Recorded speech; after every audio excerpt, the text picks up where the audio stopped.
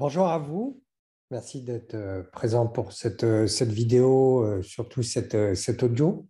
Je voudrais parler d'un concept qui me tient particulièrement à cœur parce que c'est central justement par rapport à l'intervention contextuelle intégrative qui permet de comprendre ce qu'on peut mettre de nous au travail et de manière générale dans l'ensemble des systèmes de relations dans lesquels on s'investit, dans lesquels on s'engage.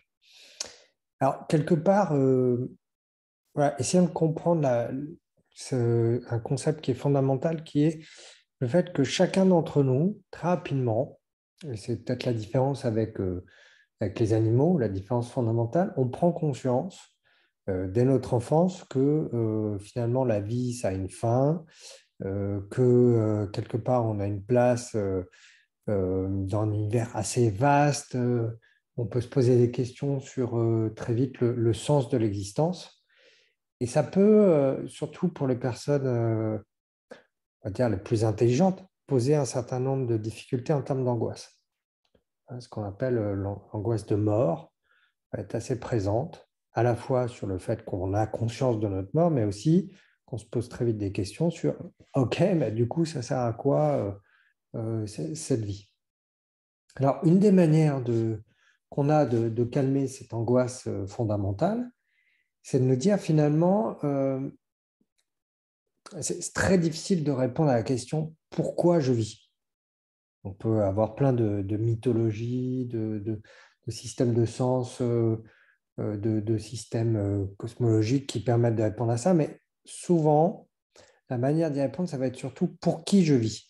C'est-à-dire que finalement, le fait de m'engager dans des relations de confiance, dans différents systèmes relationnels, elle va me permettre en retour de calmer cette angoisse de mort en me donnant une possibilité de pouvoir trouver une continuité identitaire dans mon sentiment d'exister. Je m'investis dans des relations et en retour, je me sens utile et désirable dans ces relations de confiance. Alors, quand on est au travail, dans une organisation, c'est un système relationnel aussi, qui est très important parce qu'il nous définit de définir une place, nous permet de définir une place, et une trajectoire sociale qui calme justement l'angoisse de mort en nous fournissant une certaine sécurité ontologique. Alors, chacun d'entre nous, on a une insécurité ontologique de base qui est liée au rapport qu'on a pu avoir dans notre premier système relationnel, qui est celui de la famille. Vous pouvez avoir quelqu'un, par exemple, qui est né dans une famille où la relation entre le papa et la maman n'était pas si claire en termes d'amour et peut se poser des questions sur est-ce qu'il était réellement désiré. Forcément, ça aura un impact sur l'insécurité ontologique de base. Il peut avoir été mis dans une situation où, par exemple, il était quasiment responsable en partie d'un des deux parents.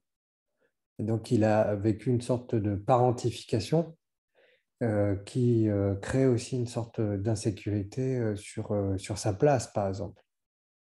Donc, chacun d'entre nous, on peut arriver dans une organisation avec des petits cailloux dans les chaussures qui vont faire que on va avoir une insécurité ontologique de base plus ou moins élevée et qui va se refléter à la fois sur nos comportements, parce qu'en fonction de ce niveau d'insécurité ontologique, on n'a pas les mêmes comportements dans la relation, mais ça va se refléter aussi sur comment on utilise l'organisation pour calmer cette angoisse.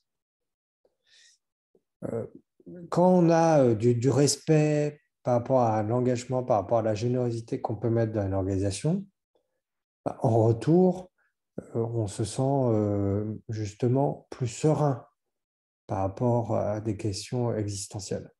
Quand ce n'est pas le cas, en fonction de ses propres fragilités, de son investissement dans l'organisation, on peut se sentir rejeté ou humilié, ce qui peut même nous faire décompenser, parce que ça va ouvrir d'autres blessures et le travail n'aura pas eu cette fonction quelque part de compenser ces blessures.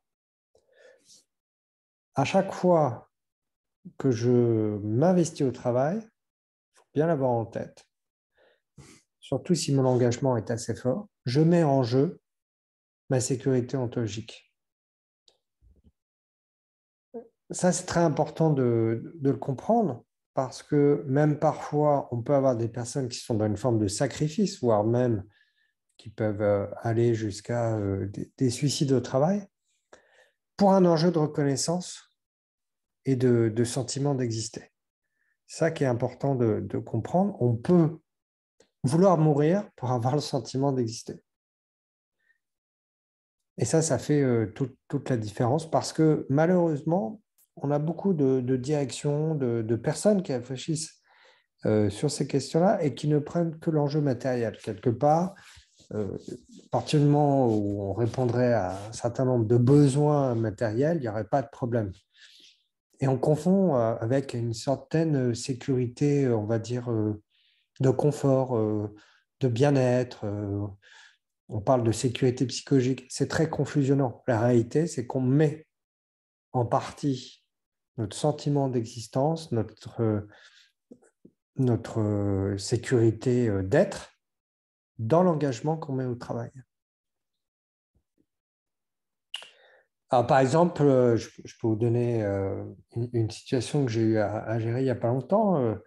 Une chef de bureau de R&D, bientôt à la retraite. Et finalement, une des difficultés, c'est qu'elle gérait le service avec de plus en plus de contrôle. Pourquoi? Parce que cette nouvelle étape de la retraite, ça lui fait peur. Le bureau, c'était vraiment son bébé. Elle a investi beaucoup d'elle. Quelque part, c'est une projection de sa propre personne. Je suis utile et désirable parce que je suis la chef de ce bureau. J'ai construit. Cette construction me renvoie le sentiment d'existence. Si je suis à la retraite, que suis-je quelque part? Donc inconsciemment, elle ne souhaite pas que l'on puisse prendre sa place.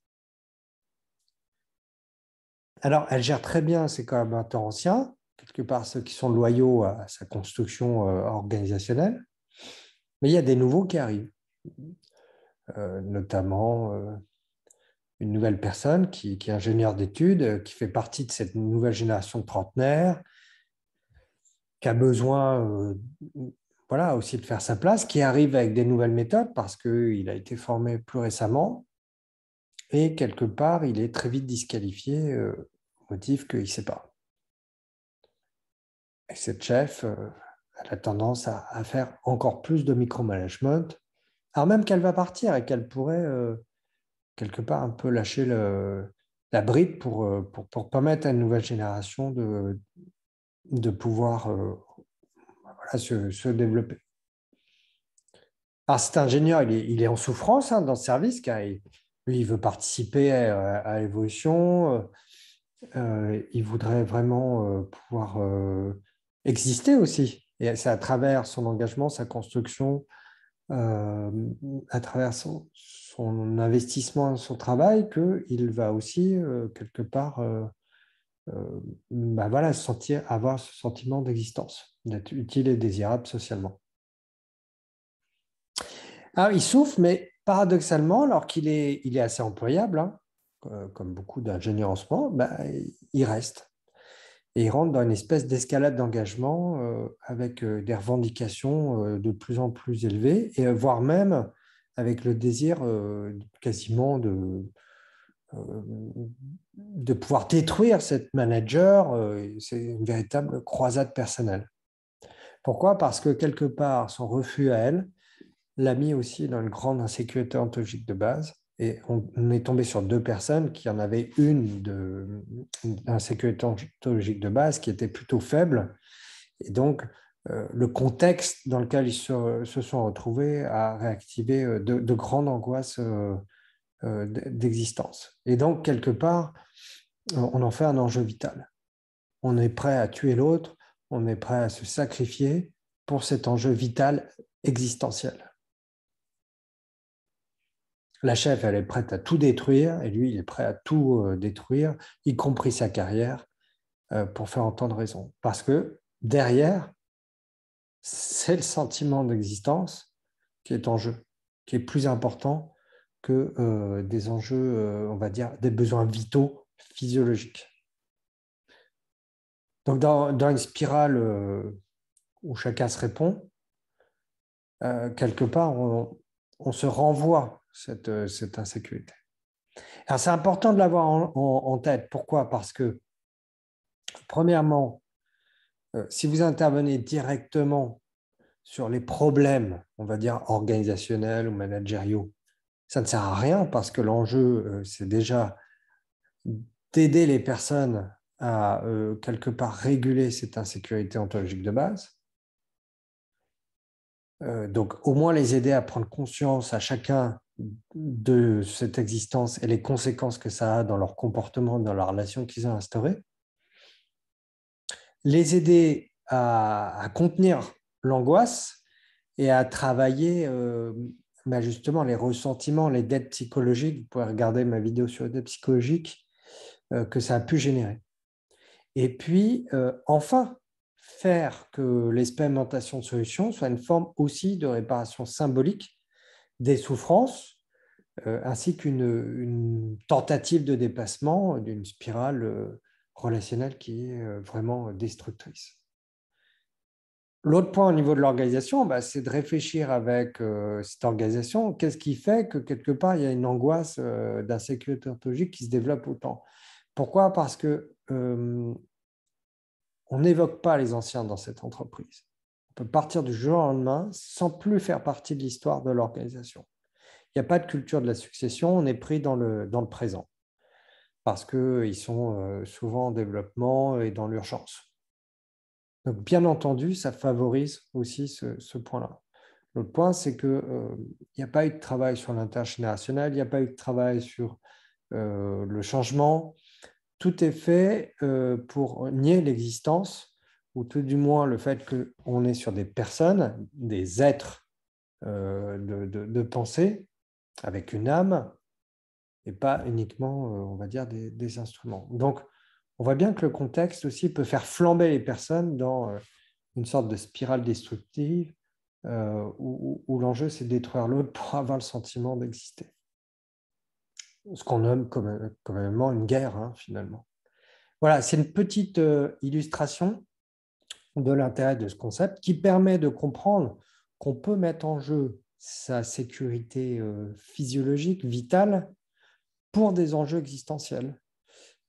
Et que tant qu'on n'a pas compris ça, dans les interventions, on peut vraiment passer à côté parce que on va être sur des enjeux, on va dire, de contenu et pas comprendre les enjeux existentiels et relationnels qui sont sous-jacents. Voilà, merci beaucoup de votre écoute. Je suppose que si vous avez écouté ce type de vidéo, c'est que vous êtes très intéressé par ces thèmes. Donc, n'hésitez pas à continuer d'aller voir d'autres vidéos. Je vais essayer d'en poster un peu plus régulièrement. Et je vous souhaite une très bonne continuation.